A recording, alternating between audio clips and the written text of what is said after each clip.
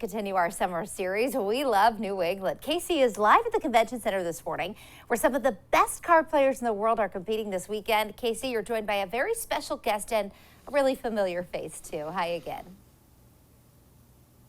That's it. A very special guest joining me this morning. Doreen, good morning to you. We are at the North American Bridge Championship in Providence for the next 11 days now. And we've talked a lot about tourism with this event coming in and all the thousands and thousands of people we will have in Providence for the next 11 days. And when you talk about tourism, I have to welcome my guest right now, Mr. Barnaby Evans. Barnaby, good to see you. Thanks for waking up with us this morning. Yeah. And, you know, Waterfire is going to be a part of this as well. Coming up tomorrow, you have partial lighting here.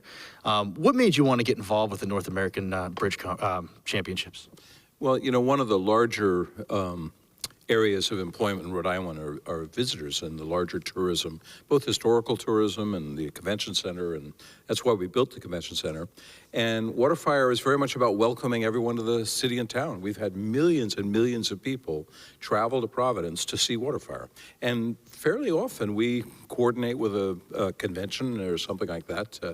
I remember the Unitarian convention was here with, again, 4,000 or 5,000 people.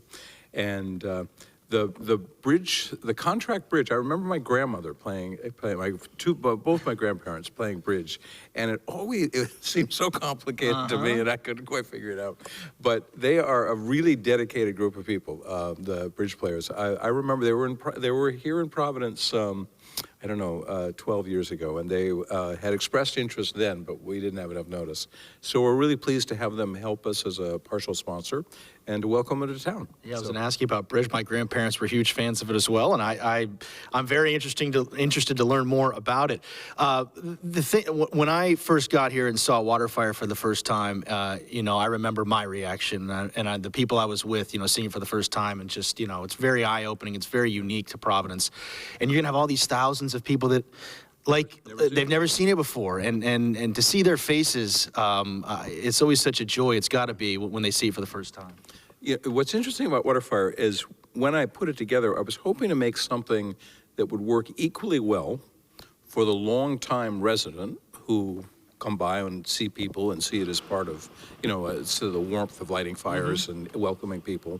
But also, we knew that the tourism economy is a really important thing. And when we first did Waterfire, it's hard to remember, it was in 1994, restaurants used to close for the month of July and August. You know, it's just like there's nobody downtown, people were taking vacations, and the restaurant scene wasn't here. And the idea was, could we make Waterfire help make Providence a destination city?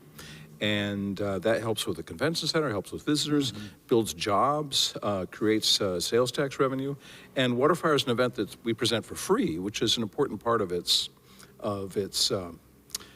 sort of its statement, because it's in the public parks and the public streets and in the bridges downtown. It's public space. Yeah. You can't charge admission to walk on a street, and it would just be wrong to do that. So we're dependent on sponsors, and we were very pleased to have the Bridge Association come in as sponsors.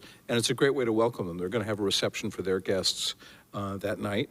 And I've always enjoyed hearing people's reactions when they first see Waterfire. So what was your reaction, Casey, when you first saw it? My eyes lit up. The glow off the water, and I've never seen anything like it. I really haven't. And the city, you know, and then just the whole ambiance of it was amazing. Still is this day. Yeah, it is, and it's and we always add new things, but we also keep, you know, ritual is about both remembering the things that were familiar, but you always want to change it a little bit. We just lost Bramwell Tovey, the artistic director of the Philharmonic. So in addition to being conductor, he was a composer. So I've been going through some of the music he composed to figure out what we should add to the program to honor him. So it's they're always, you know, there are always things you can add. We're thankful that you joined us this morning, Barnaby. Really a pleasure. Just after 8 o'clock tomorrow night, the Waterfire, the partial lighting. In the basin. In the basin tomorrow. Barnaby, thank you again for joining us. Back to you, Doreen. All right, Casey.